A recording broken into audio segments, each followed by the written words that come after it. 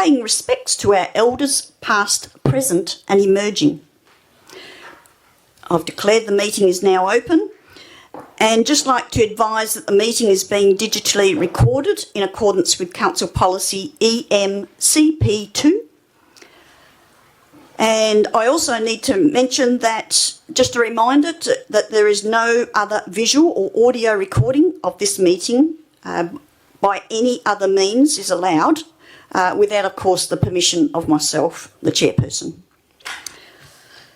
Just moving through our agenda, we're up to 2.1, apologies. We do have an apology this evening. We have a couple of apologies this evening. Thank you, Madam President. We have an apology from Councillor Mills and an apology from Councillor Smith. And both councillors have requested in their absence under item 2.3 that council laws consider an approved leave of absence for the remainder of the meeting tonight, which would require, Madam President, someone to move and second both of those leave. Okay, we have a mover of Councillor Massey, seconded Councillor Newman. Is anyone against that? He's having a holiday. Thank you. I'll declare that carried. That's for those two applications. Moving along to item 3, announcements from presiding member. You'll see in the agenda there we have a number of engagements that I've been to in the last month. I would also further like to just get a bit of an update on where we're at the moment with our live streaming. I'll pass you over to the CEO that might be able to comment. Thank you, Madam President, and thank you, Councillor Massey, for raising the idea of raising this at this juncture. Elected members will have the benefit of a memo sent from staff a little bit earlier this week in relation to the live streaming of council meetings. There is a little bit of background work that Shire staff need to do in terms of quotes, amendment to policies to bring to council, budget considerations, all things going well with policies being adopted, etc., and budgets being adopted. We should be looking to hit the September council meeting this year with live streaming. Thank you. While I'm on the subject of announcements, do any councillors wish to make any announcements or any activities that they've been to for the month? Councillor Glover. Yes, on Friday I went to the, I think it's called the Climate Change, I can't remember what the I stands for. Anyway, Impact, yeah. Committee group down at Bridgetown. We went through the policy again. It's moved from, we've finalised the policy on that particular group, and we've also now worked on the action plan and finalised the action plan. And those documents are now ready to be sent to the Warren Blackwood Alliance Committee as well for further approval. Okay, thank you very much, Councillor Glover. Do any other councillors wish to? No? Okay, we'll move on. Thank you. We're up to item 4, declarations of interest. I might, yes, pass you over to the CEO. Thank you, Madam President. I have 3 or 4 here this evening. One from yourself, Madam President, in relation to item 8.2 is an impartiality interest, as she's a member, as you are a member of the Bushfire Advisory Committee, and your husband is a fire control officer. Councillor Massey has declared an impartiality interest in item 9.1.1, as she's a member of the Balingup Progress Association and of the Balingup Rail Group. And Councillor Massey has also declared an impartiality interest in item 9.3.1, as she's a member of the Balingup Progress Association and the Balingup Rail Group. And one further from Councillor Ringe, who has declared an impartiality interest in item 7.2, as she's a member of the Bushfire Advisory Committee. Thank you, Madam President. Thank you. We'll move on to item 5, public question time. 5.1, responses to previous public questions taken on notice. I believe we don't have any this month. And we'll move on to 5.2, which is public question time. We do have, in the agenda, we do have a couple of written questions and their responses that are listed there. Do we have anyone from the public gallery that would like to ask a question? Yes. Please come on down and just mention your name and your residential address. Thank you. John Blackledge, 595 St Hills Road, Charlie Creek. My question is regarding the accounts run. In the interest of transparency and to assist councillors in their role as overseers of the Shire's finances, why is there not more detail provided in the list of accounts? For instance, EFT 23738 to Area Safe Products Pty Limited, the description states Drought Community Funds, Pump Track and VC Mitchell Furniture for an amount of $17,516.40. Breakdown of these expenses, including invoices and dates, would provide the details that are necessary to ensure an understanding of expenditure and for due diligence. Thank you for your question. I'll get the CEO to answer your question on that. Thank you, Mrs. Blackledge. I might just pass over to Mr. Dolzadelli, who's probably a little bit closer to the details on the list of accounts. Thank you for your question. Certainly council has full opportunity either at this meeting or at council briefing sessions to actually ask questions with respect to the details of each payment, and certainly we would provide that information to them. So in terms of the ability of councillors to make solid judgments in terms of the payments that are being made by the Shire, they can certainly avail themselves to that additional information. Another one? Okay. Councillors may have access to that information, but as a resident ratepayer, I'd also like to know some of those breakdowns as well. I don't find that particular account run has much detail in it. It's very hard, having seen other shires and how they break it down, that one gives us no details bar that. Did you want to, description. would you like to word that into a question, like just... Is it possible, please, for that account run to provide more details, invoices, dates, so that people can understand where our money is going? Thank you. Through the chair, and thank you once again for that follow-up question. I'll answer it in two parts. Certainly we can generate a report that has more detail in it. For example, a report that actually has different invoice lines. We would not, however, in those put in any invoice numbers. One of the reasons is it's a cybersecurity risk.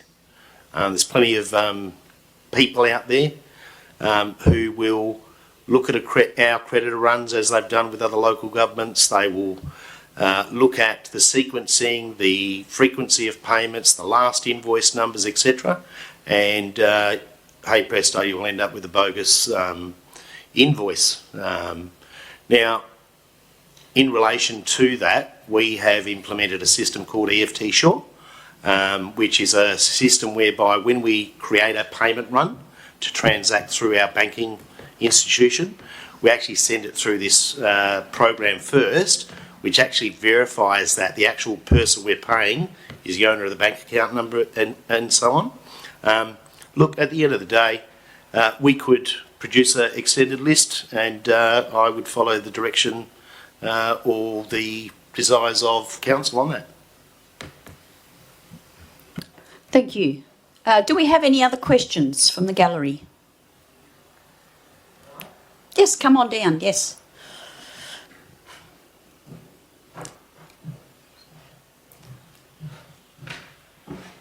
Simon McInnes, Hardy Place, Donnybrook. The Donnybrook Local Planning Scheme, LPS 7, was enacted in 2014 and under the regulation should have been reviewed 5 years after that in 2018. And the review was required to be completed by the 19th of September 2019. The report of review was passed through Council in December 19, and 1 year after the review, it should have been completed. On the 25th of the 8th, 2021, I asked why this policy, which at the time was 3 years behind in review, and on which many budgetary decisions are based, was not updated, as it should have been completed in 2018. In December 2020, the review was still not funded. I understand that a review of this kind is a major undertaking. However, 4 years is an extraordinary length of time for a major planning document to be reviewed.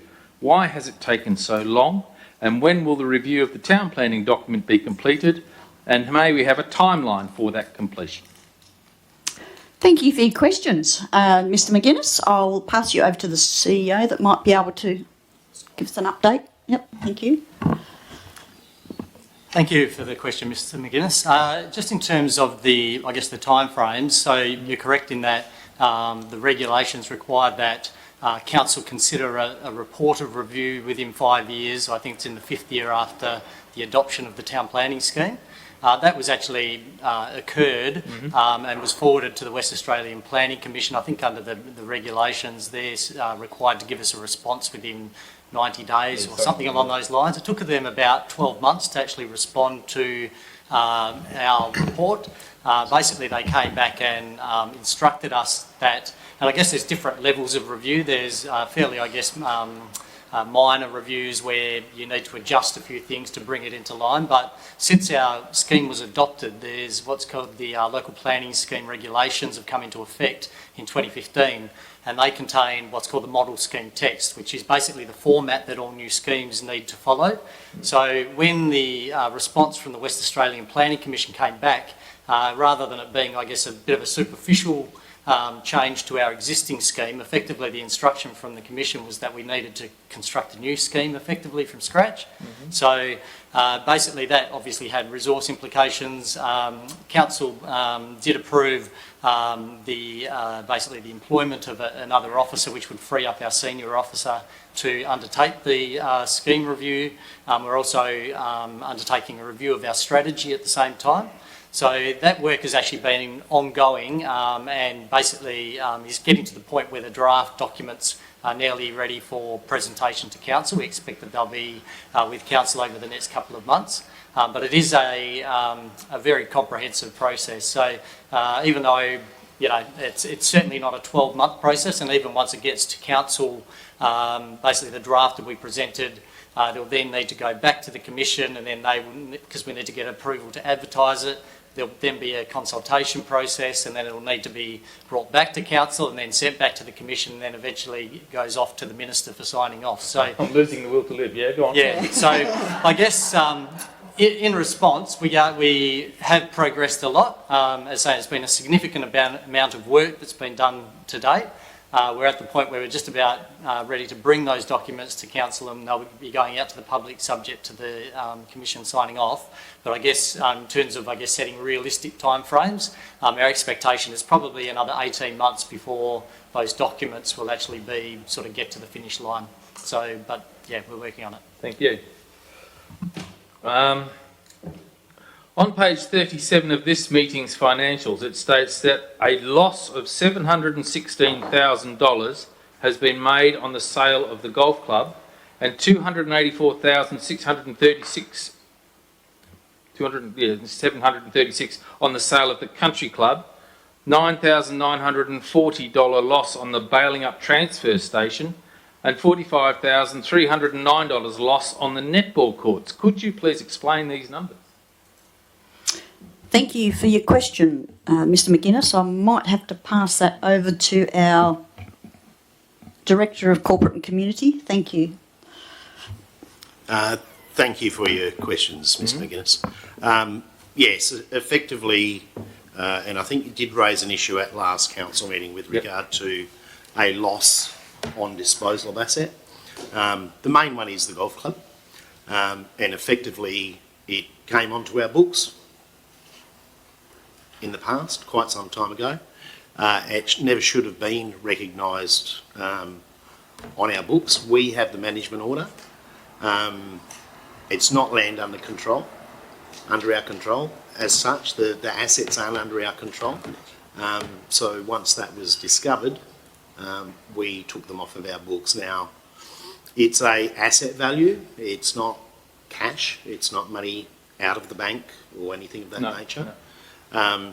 The others that you're referring to, recognition of the fact that we had assets on our books, and when we did the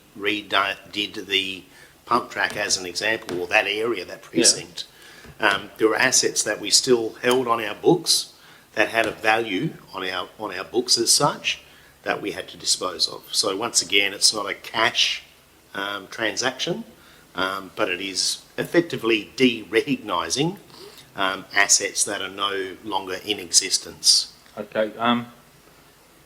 So I'm just looking. Who now owns the golf club and the country club? The country club. They own it now, do they? And they're the ones that have to insure it and maintain it and do all that. Correct. Okay. And the golf club as well. Correct. And okay. One more question. Is that right? One more. Is there any other questions from the public gallery before? I know the rules. But I think you're in luck because I don't think there's anyone else in the public gallery that would like to ask a question. So, yes, please go ahead. I noticed that the Good Shed, now the Heritage Centre, in the Assets Management Plan in July attachments, has neither a value nor depreciation. It is now the Heritage Centre. Has it been added to the Assets Register? The Assets Register is not online. So I was wondering that as the country club, golf club, transfer station and netball courts have been removed from the Assets Register, changing the bottom line by about $1 million, has the Heritage Centre been added to the Assets Register at over $2.5 million, the pump track, which has now been officially opened, the fun park upgrade, the new standpipe and the hockey pitch, as well as other improvements? And has the depreciation been adjusted? And there's one more question after that. I'll pass you over. Yes, thanks. Through the chair, thank you again, Mr. McGuinness, for your questions. What we do in terms of our asset register is we actually add any capital works. So, for example, Station Square is what we would term a capital expenditure, capital works. The same as Station Square and the heritage building there. So any amount spent on those buildings, whether it's renewing them, bringing them up in terms of their useful life and their value, or whether it's a brand new build or asset, certainly we do add to our asset register. And generally what we would do is we would do that at the end of financial year. Okay.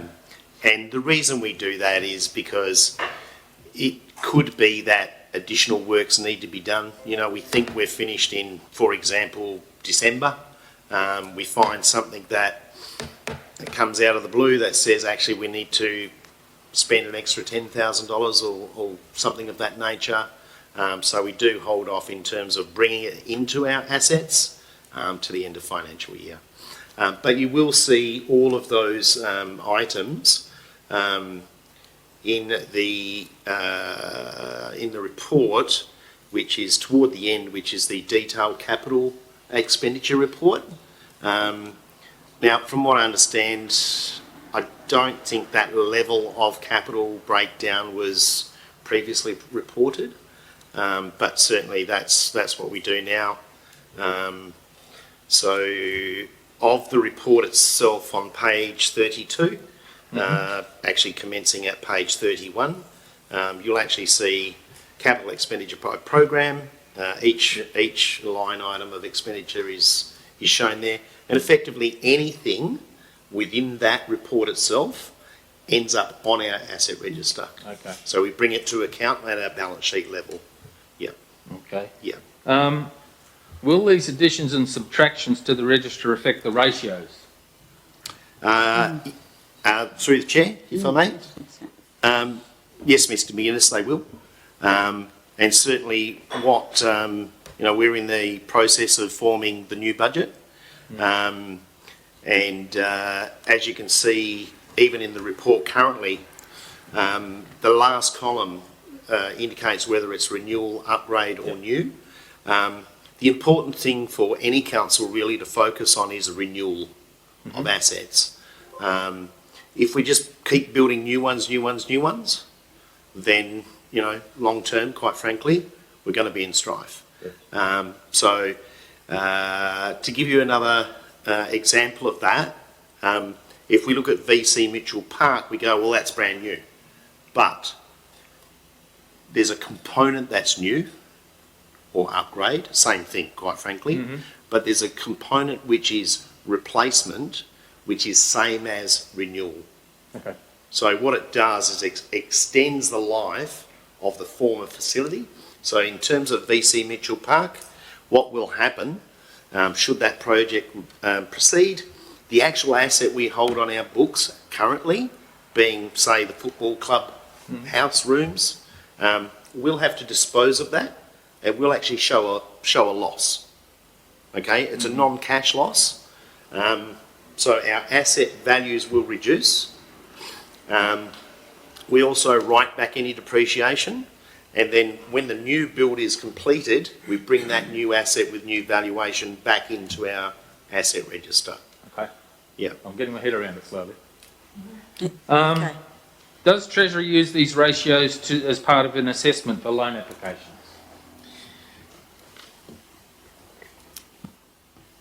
Through you, Madam Chair, Treasury don't particularly look at that specific ratio. They have their own formula. Treasury are actually going through a bit of change at the moment, and we've been advised that the requirements for a loan application, currently you give them your last audited financial statements, your current monthly statements and your current budget. The requirements are to change from 1 July, such that you will give them your last audited statements for the previous 2 years. Okay. You'll give them the current budget for the current year. You'll give them the current monthly financial statement, and you will provide 2 years plus on top of the current budget, which would come from our long-term financial plan. So, yeah. Borrowing it from a bank, basically. Sorry? The same as a bank. Yeah, I guess so. And look, they've certainly, I don't want to use the term tightened up, but they are, long term, they need to look at the security of their funds as well. Right. Thank you very much. Pleasure. Thank you for the question. Yes, okay. Come on down. No, we're right. We've recorded that. Thank you. Thank you. That's good. This is just, I like the wayfaring signage, but I'd like to find out whether the total cost that is in the accounts is for one sign or there's multiple, because the total is $16,023.15, which seems to be a very, very high price for wayfare signage. For signage. Okay. I might pass that over. Yeah. Thank you, Madam President. Thank you, Mrs. Blackledge. I didn't quite catch the question. You're referring to a line in the accounts? No, there's actually 3 lines. Yep. So I've added the total up. Yep. And the total comes to $16,023.15. So you had signage post was $5,299.80. Research and interpretive design was $1,749. And manufacture and install signage post was $8,974.35. Yep. So that for one signage post. Do you have the EFT for those, or? Well, The- no, because they were down, and I don't think I wrote it down. Okay. I wrote little notes. All right. Okay. Are you able to? Thank you, Madam President. Without being a little bit more specific, I can get an answer for you. I just got. I can have a look through the. Yep. Right now on the. Yep. Okay. Yep. And I'll give you those.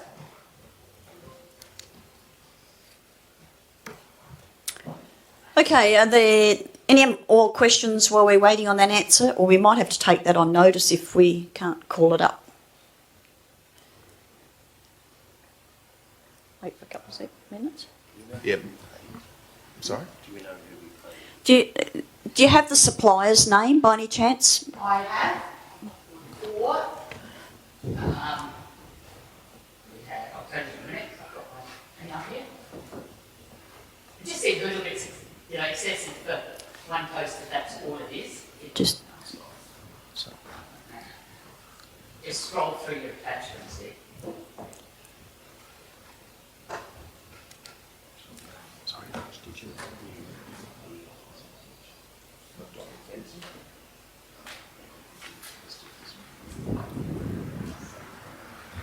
Sorry, Ken. It's McDonald fencing. One was McDonald's. McDonald fencing. Spencer Silent, okay.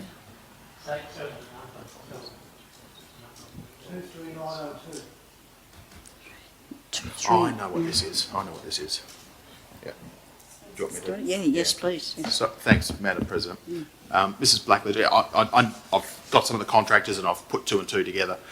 So the Shire received a grant through the Heritage Council for interpretation throughout the town. So there's a series of wayfinding signs which have been purchased and they're sitting up at the depot awaiting installation. And they're through essentially from the pump track down Collins Street towards the council chamber, and they recognise various historic buildings within the Shire, and they also link across into the main street and talk about the Preston River, the amphitheatre and the path loop around the river. So that's what they are. Yeah. Oh yeah, I think it's lots. From memory, it's about 15 or 16. Yep. I think from memory, the grant from the Heritage Council was about $20,000. All right, thank you very much for your questions. We're moving on to the presentations. We don't have any petitions or presentations tonight, but we do have a deputation. Mr.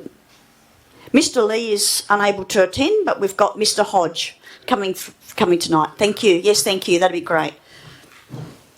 From the Balingup Rail Group. Good evening, it's Gary Hodge from Airstrip Road in Balingup. Thank you for the opportunity to present tonight. Malcolm Lee, who is a former retired judge who chairs the Balingup Rail Group, has COVID, unfortunately, and so he can't be here. And Pat Skellen, who's the former general manager of Taliesin, who's also on that group, is on his way to Cape York to do a bit of fishing. Oh. So lucky man. So I'm at the end of the line. Okay, but it's a pleasure to be here, and thank you for the opportunity. Two things tonight I'd like to cover. One is a quick update on where we are with the opening of the railway line, potentially for tourism purposes. And I just want to clarify, there are a number of feasibility studies. One was done a few years ago for the freight component of Taliesin.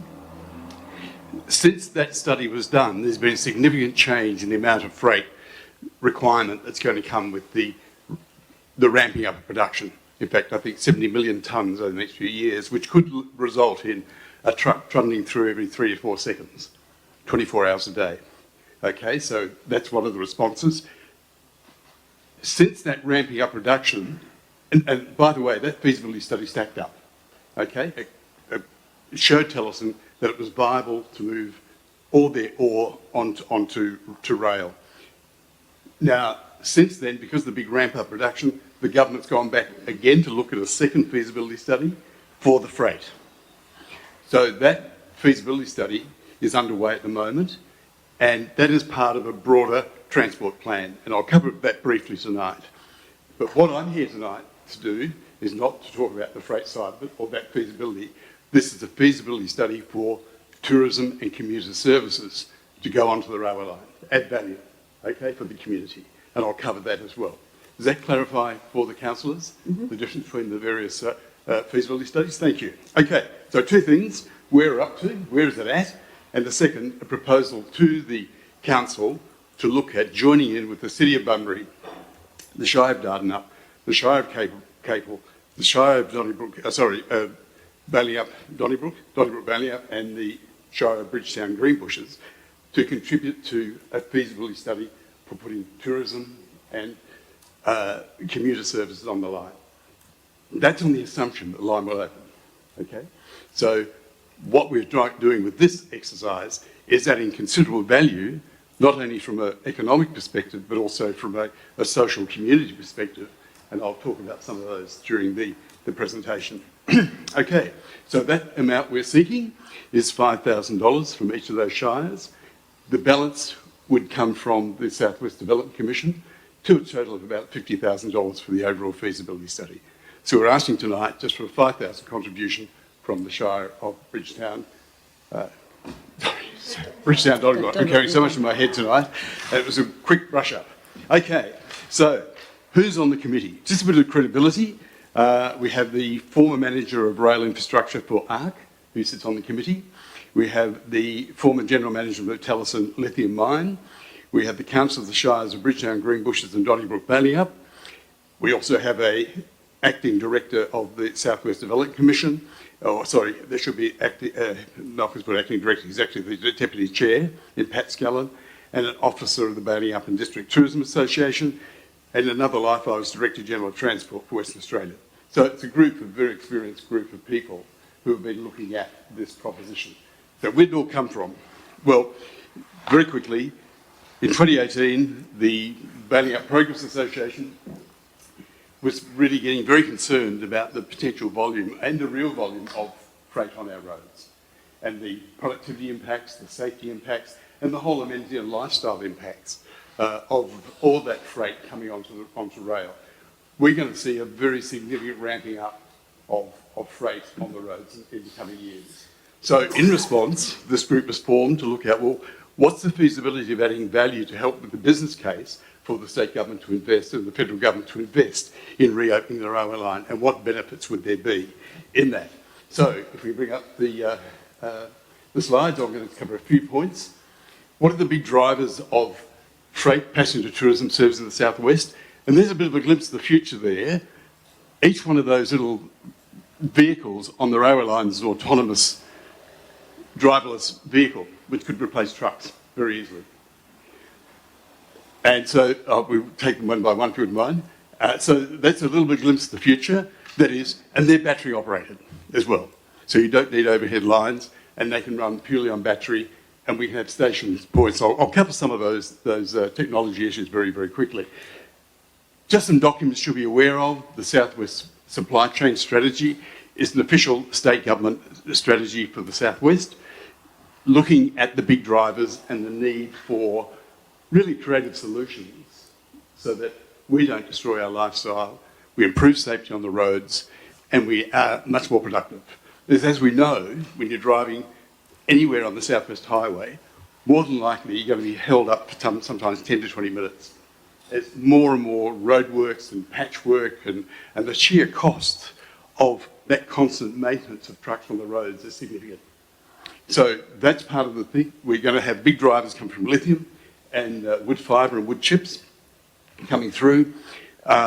Years ago, when we looked at a similar situation in Albany, and when I was in the transport portfolio, we looked at putting a wood chipper outside of Albany, and we then freight the wood chips into the port, taking out, I think, for every train load, some 800 truck movements. So a very significant reduction in road use. That has been a very successful project, generating employment, a whole range of other areas as well there. I was lucky enough years ago to chair the Bustle and Margaret River Airport Development Group, and we took the long-term view, and we thought eventually we would get big services in there. Initially it was done to help with pilot training for getting people up to citation jet level capacity so they can go on the big simulators. But now we've got interstate services starting, and they're big Airbuses which are flying across, which is wonderful for the region. And it won't be long before we fly people directly in from Asia, from overseas, into that airport as well. So we plan for the long term that when you look at a good asset base and good infrastructure, then it's a real investment in a whole range of areas. So let's get to the tourism rail bit and why we're seeking the $5,000 from the Shire, this contribution. The social, economic, there's a whole range of things that come out of this. If you wouldn't mind tapping down just one more, thanks, Ajahn. Keep going. If we went for next generation technology, there's no reason why we shouldn't, as part of the proposal going forward, we could have autonomous trains running that are battery operated and lithium operated, so that we actually have a zero emission, especially if we're using green sources of energy to recharge batteries, zero emissions service right throughout the whole as a model, which would be very interesting to look into the future. Now, if you go down that pathway, you need companies like Telstra to come in, next one, and what they would need to do on an autonomous network, which is much safer, is upgrade the entire technology, mobile technology on the line. So every inch of the line is constantly monitored for safety. It operates the crossing systems, it operates the entire network. And this has significant benefits for people living on, the communities living alongside the railway.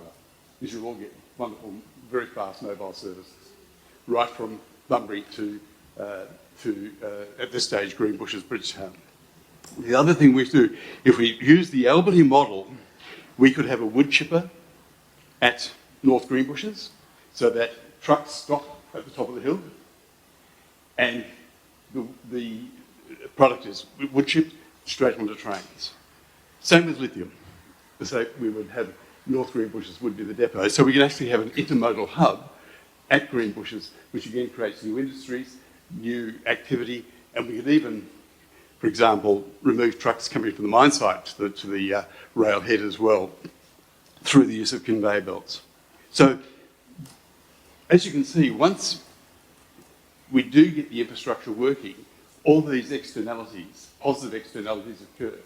Safety, greater economic development, more choices. But one thing I'm really excited about potentially, if we do go down this track, is we would have regular commuter services along the railway line.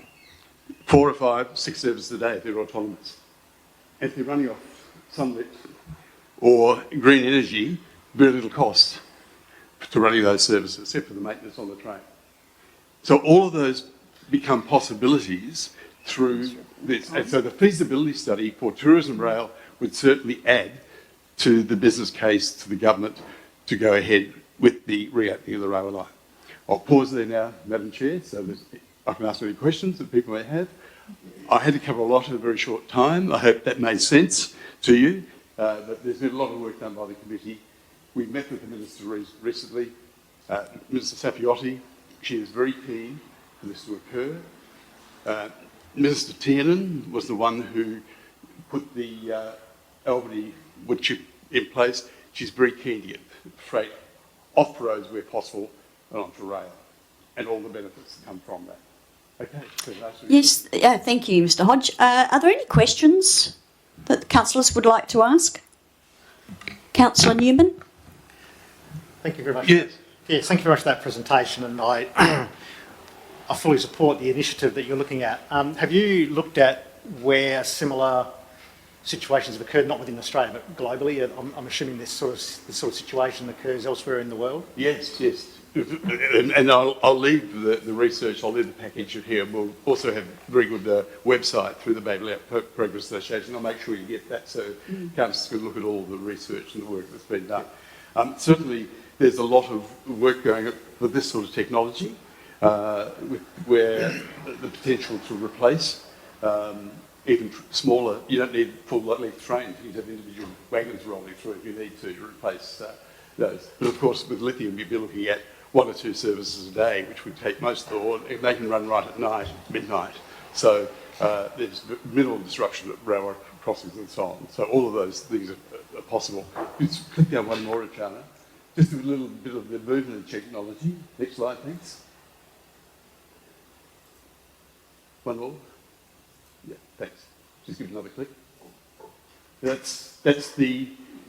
So it's not much different. Instead of having coal refurbishing, you actually have batteries now that slide in and out in seconds to replace. So this is the sort of trains now that are being developed around the world that are battery operated, and for passenger services and for freight services. Yeah, so we've done a lot of work research in the background, and it is the way of the future to have a model, totally zero emissions free transport system around the southwest using battery operated. I was involved with the first hydrogen fuel cell trials for the buses in Perth as well. We worked with David Chrysler and various other groups, and we ran buses that ran on pure hydrogen safely for 3 years, carrying 80 people for 3 years around the whole metropolitan Perth. Zero emissions. The only emission was a little puff of steam when the hydrogen reforms with the oxygen, returns to water. So very interesting. So the technology is proven. It's a matter now of a will, a vision, I think, and we're in a prime position for this part of the state to show the world what we can do in terms of both freight services and passenger services. Yeah. Thank you. Are there any other questions? Yes, Councillor Glover. Hi, thank you so much. It's very inspiring, the work you're doing and how much has already been put through to this too. I guess it's probably a very difficult question to answer, but what kind of timeframes would we be looking at? I mean, I know that we're only in this kind of investigation stage, but yeah, once what the do you decision's predict? made by government, it can be very rapid. The railway line actually, interestingly, is in very good condition between Bridgetown and Bunbury. It just needs some re-slickering and a bit more metal. Anyway, it's $50 million, which is nothing for a major infrastructure project.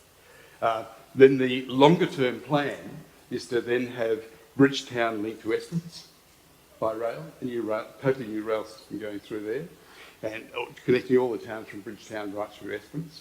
This is being put forward to the state government at the moment by the person who Kevin McCoy, who has done the Metronet, so there's a lot of credibility with the state government. So this is his concept.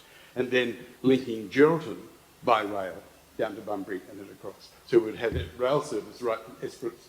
Now, in terms of time frame, if the government found the money, we could start work straight away and upgrade it, and then there's need to be some port modifications, some further things need to be done, potentially a parallel line running up to Kwinana.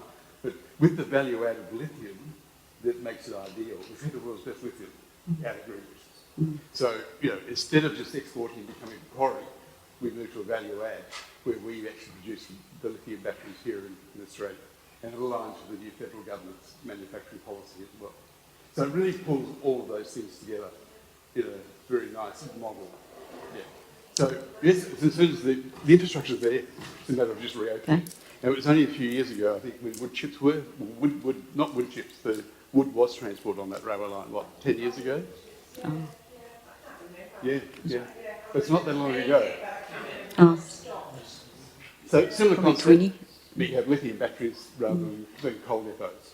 And that would help with the people who built so close to the line now as well, that, it would just be a quiet... That's right. It goes fast. That's right. Have the manufacturer train sounds if they need them recorded. And the technology is a huge benefit. Yes. Thank you, Councillor. Thank you very much. I've taken up your time, but okay. We'll leave that to deliberation for council. It's a small ask. Yes, thank you. Yeah, thank you very much for giving lots of information. Thank you. Okay, thank you. No, it's not. It's got impartiality. Oh, okay. Yes, no, you can, yeah, okay, thank you. Okay, we're moving on. We move on to the on-block items.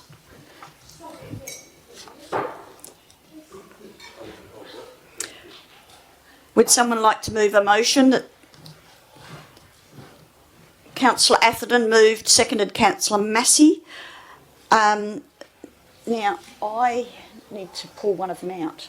So I've actually moved a motion to have it on block. Is that?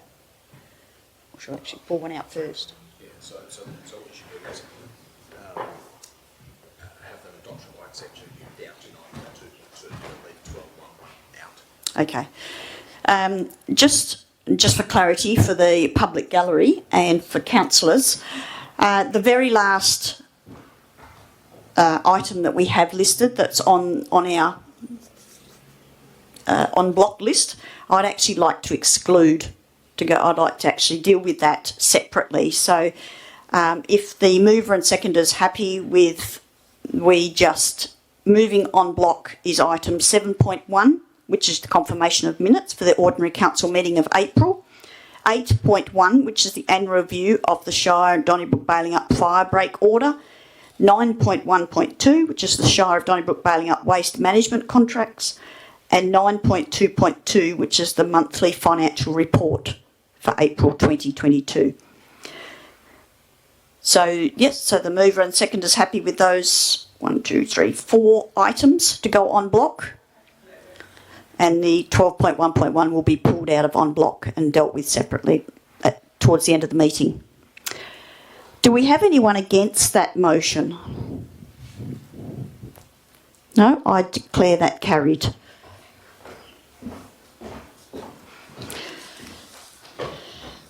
Moving on to,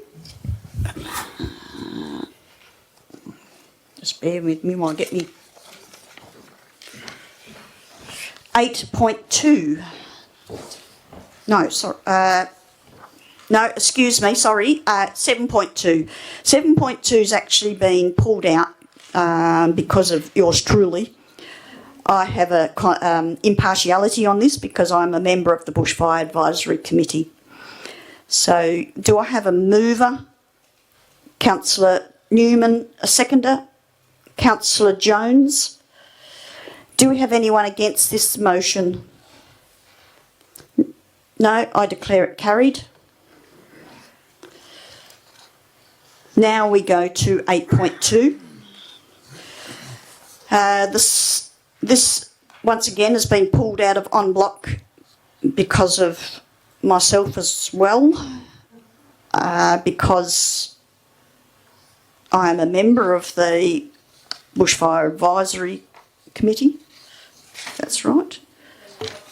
Oh, and my husband is a FCO as well, which you'll see that's actually one of the officers that's mentioned in the report in the motion.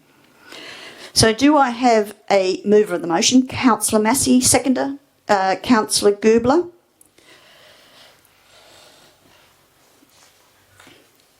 Did you want to speak? Would you like to speak to the motion? Councillor Goobler, would you like to speak to the motion? No. Is there anyone against the motion? No, I declare that carried. 8.2 has been carried. 8.3, election of Bushfire Advisory Committee office bearers. Once again, this has been pulled out of on block because of myself. Once again, a member of the Bushfire Advisory Committee. The motion is to endorse the recommended office bearers of the Bushfire Advisory Committee as listed in the table of the motion. Do I have a mover of this motion? Councillor Jones. Do I have a seconder? Councillor Newman. Did you want to speak to the motion, Councillor Jones? Councillor Newman, did you wish to speak? Is there anyone against this motion? No? I'll declare it carried. Thank you.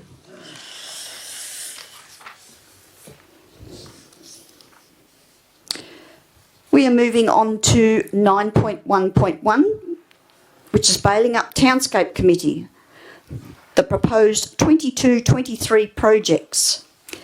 This one has been pulled out of en bloc because we have an impartiality. And we also have a question. So firstly, I will move. Would someone like to move the motion? Councillor Glover, seconded. Councillor Atherton, seconded. Councillor Glover, did you wish to speak to the motion? I do. So I just wanted to firstly acknowledge the fact that I did ask a question around this item. Yep. And with the view of whatever the answer was, that I would possibly make an amendment to. So I'm wanting to make an amendment on this particular item. So for fear of not bringing into new information, Yes, I'm going yes. to just sort of talk about it now. Yes, okay, that sounds good. Getting my meeting processes right. So, firstly, it's awesome to see a vibrant group in the community working together for the greater benefit of Balingup. It's understandable that they too have been affected by supply shortages. However, when I was in Balingup last week, I noticed that they had access still and for some of the projects, and they're running forward now too. So that's a good thing to see them. But in regard to point 3.1 and 3.2 of the Balingup Townscapes Committee proposed projects, the raising of the footbridge on Rothery Walk and or raising of the footpath on Rothery Walk, I now understand that there's been some communication with regard to the Balingup Townscape Committee via correspondence, via email, and I appreciate that coming from Mr Potter. And he also asked them if they wanted to do a deputation. And I'm sure that they do appreciate the communication. However, communication via email and inviting them to a deputation with a week's notice, it can sometimes be a tough ask for, and not always practical for volunteers of the community. I think we need to acknowledge the hard work and the continuous improvement of the physical appearance of Balingup that they're doing, but asking them to prepare, travel and present a deputation was obviously going to be a stretch on their volunteers at short notice. I therefore would request that point 3.1 and 3.2 be deferred until discussions are held with the Balingup Townscape Committee to ascertain the relevant skills and qualifications of the committee members and to establish a combined approach with the Shire staff to ensure compliance and liability requirements will be met. It would be a shame if we do not acknowledge and investigate the committee's access to what they say are consultant design and construction engineers that they have on their committee that are willing to do this project. The funding required for the project is $10,000, whereas I believe, and this was just a figure that was tossed up last week, was that if the Shire were to look at doing it, it would be $100,000. I'd also like to draw attention to Objective 13 of what's going to be voted in tonight, the council plan, and that is to increase community capacity and enable community organisations and community champions to deliver services and projects to meet local needs. Now, it can also go on a little bit more about the funding and the Townscape funding that's divided between the two people. But between the three groups, Donnybrook, Balingup and Curup as well, and I could talk a little bit about that as well because Donnybrook don't have a Townscape committee. But I'd also, therefore, I'd just like to request that the decision on those be deferred until further investigation on the access to those particular specialist services are held. And the actual expertise, it can be dealt with and by looking at it to make sure that they will meet the compliance and the liability requirements that the Shire is asking. Thank you very much. I'll just go to the seconder if they wish to speak to the motion, and then we'll get some questions on that, and then you can call for your amendment. Okay. The seconder wish to speak? No, thank you, but I have a question. I'm sorry? I don't wish to speak, but I have a question.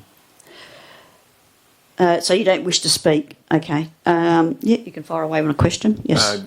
I would just like the members of the executive to give us their opinions on the proposals that Councillor Glover's put forward. Thanks. Thank you for the question. I'll direct that to Director of Operations. Thank you for the question, Councillor Atherton. Councillors may recall that last year Council adopted a policy to do with townscape works, and I guess the intent behind that policy was really to, I guess, provide some clarity to both the Council and particularly the Balingup Townscape Committee, who was probably the most active of the Townscape committees, in terms of which projects might be appropriate for Townscape committees and volunteer groups to do versus, I guess, higher risk type activities that do require that, I guess, that level of engineering or design and compliance, and but also have that, I guess, ongoing public liability risk. The policy that council adopted basically was the council policy ComD CP4, and basically under that policy it basically says eligible townscape activities for community groups. With regard to townscape works, council generally takes the position that the role of the community groups is to undertake low risk activities and to provide recommendations to council on larger infrastructure projects.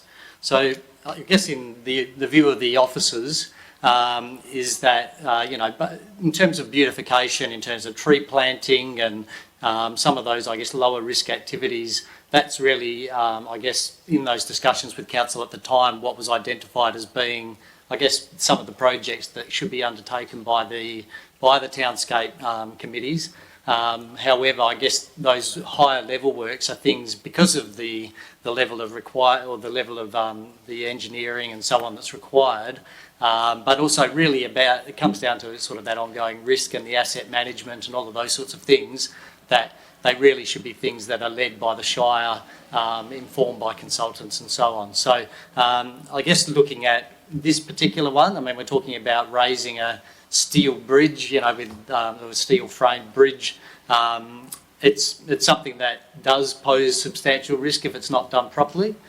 So I think our view would remain that it is something, if we're going to do it in the future, let's plan for it, let's do the planning and get the engineering that's going to support that.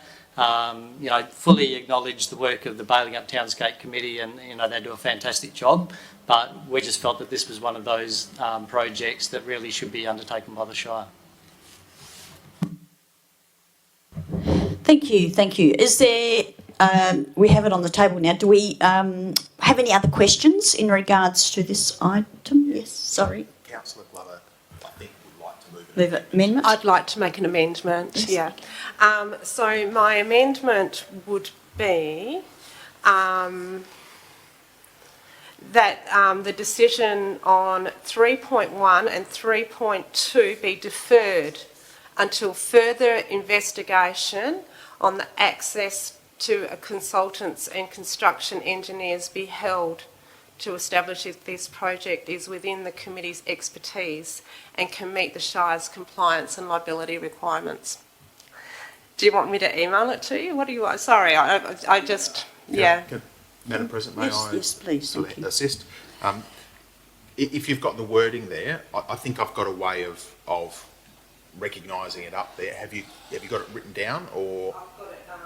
Okay. Do you want me to read it? Yeah, if you don't mind.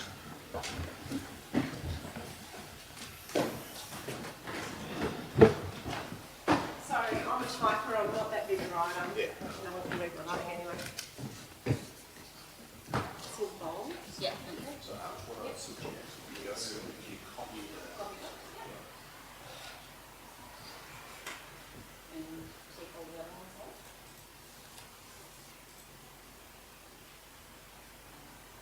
It's 3.1. So the amendment will be changing item 3, and I would suggest that it's reworded to say, advise of the Balingup Townscape Committee that council is going to defer a decision on the following projects.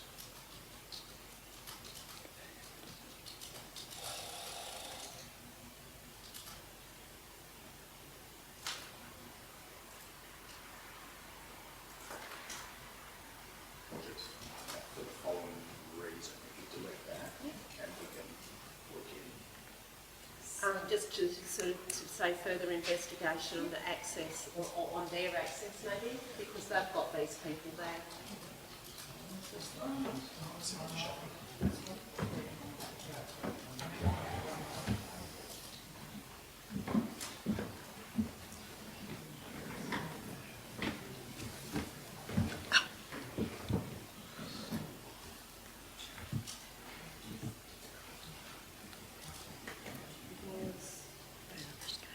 Access.